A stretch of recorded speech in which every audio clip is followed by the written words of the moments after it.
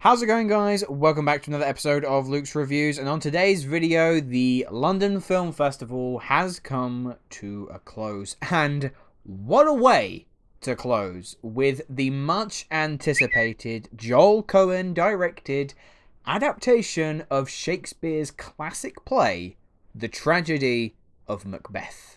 I don't think I need to cover the plot details of Macbeth, but just in case there are any of you unfamiliar, Macbeth, Thane of Glamis, is approached by three witches who tell him of a prophecy that he shall soon be named Thane of Cawdor and eventually king. In the hope of making the prophecy come true, Macbeth and his cunning wife begin to plot to murder the king and rule Scotland. So the problem nowadays when trying to have your own adaptation of any Shakespeare play is doing something original with the text that makes it stand out from the hundreds and thousands of different adaptations that have already been made. Some switch up a lot of the different components, some even change the setting or the time period it's set in.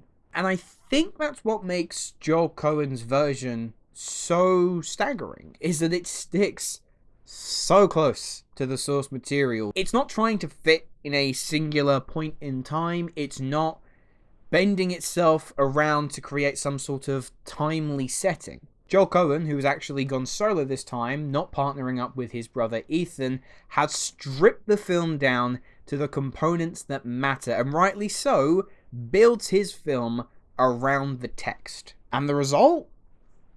Well, this might just be the best film I've seen all year. Holy smokes!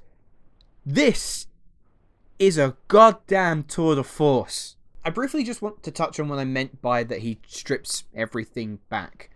Coen gives us very minimalistic set design. Everything appears to have been shot on a soundstage as opposed to location. The sets are massive, but so incredibly sparse at the same time. Archways tower over our characters, and the use of lighting is spectacular. Cinematographer Bruno Del Bonel, I mean, he is just operating on an entirely different level here. The lighting is gorgeous here and so well used to help give it a timeless type of feel.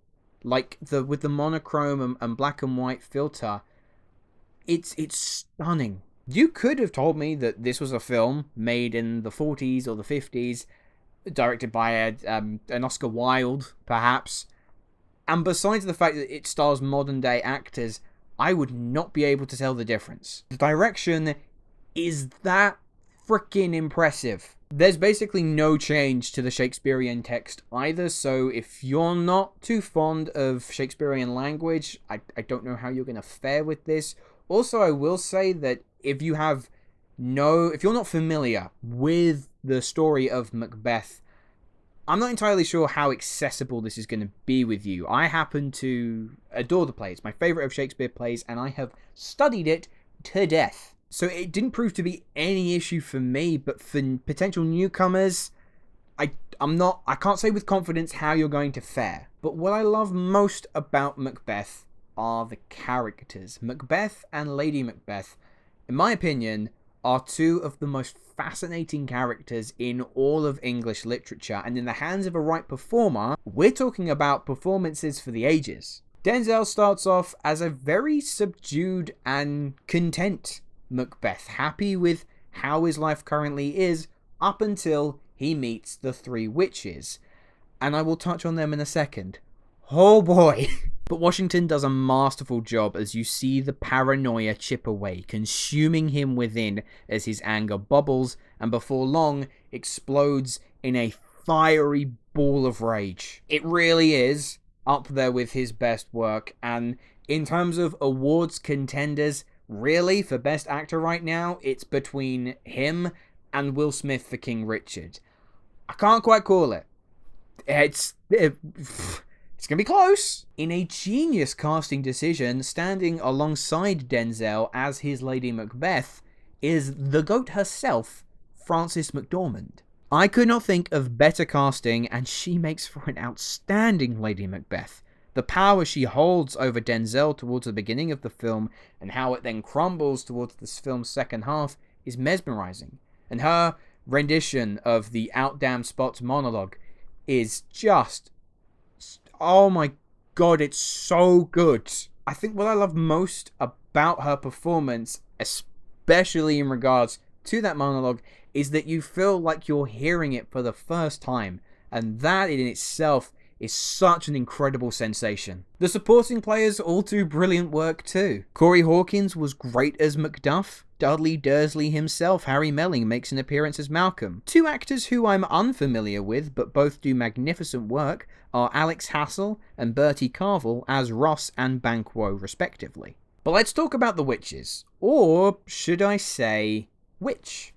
Coen does something unusual here with the text, and presents the characters of the three witches as three different personas inhabiting one body, played by Catherine Hunter, who, bizarrely enough, I remember as Arabella Figg from the Harry Potter series. God, what a complete change of role that is. But she's enthralling in this film. Obviously, the witch doesn't have the most amount of screen time in the film, nor should they, but when she is on screen, holy shit, her voice will send shivers down your spine. Her physical presence is terrifying. Of all of the different adaptations of Macbeth that I've seen, and trust me, I've seen a lot, her depiction of the witches is easily up there with the best I've ever seen. I have no complaints about the tragedy of Macbeth. As a piece of theatre, it's magnificent, using Shakespeare's words to brilliant effect. But as a piece of cinema, it's jaw-dropping. Coen's direction is perhaps the best it's ever been. Del Bonell has to be a shoo-in for that cinematography Oscar, and all the performances, especially Denzel and McDormand, do not disappoint. Just sheer and utter excellence from every conceivable corner. So, I'm gonna give The Tragedy of Macbeth a 10 out of 10. I haven't done one of those in a long time. Feels really good. Anyway, guys, those are my thoughts on The Tragedy of Macbeth. Let me know, have you had a chance to see the film yet? What did you think? Are you looking forward to it? Leave your thoughts in the comments below. And before I go, I just want to say a massive thank you to all of you guys who have joined the channel throughout this London Film Festival coverage. All of the guys who have kind of stuck with me as I've gone on this journey. But I also want to give a massive shout out to a few people who have kind of been my festival friends, and have just been absolutely amazing in welcoming me in, and taking me under their wing, showing me all the do's and do nots of the festival life. They often say that even though the films you may see are great in a film festival, the best part of it are the people that you meet along the way. So I just want to give a massive shout out to Luke Herefield, Ren Geekness, Stu Talks, and the movie Apprentice. I will include a link to their channels in the description. They produce some fantastic content that you really should go and check out. You guys have been fantastic. Thank you ever so much. This entire week and a bit has been honestly so incredible to be a part of. And I'm so lucky that I got to do it with you guys as well. But anyway, that is it. That is the end of the London Film Festival. I hope you guys have enjoyed it. Please stick around. I'm going to be having plenty of reviews coming your way, because the cinema schedule is really shaping up to be quite exciting now. We're actually getting films for a change, which is really nice. So, yeah, please stick around. If you have enjoyed, subscribe, and I will see you in the next video. Hello, thank you so much for watching. I hope you enjoyed the video. If you have, make sure to click that like button, and if you aren't already, click that subscribe button too.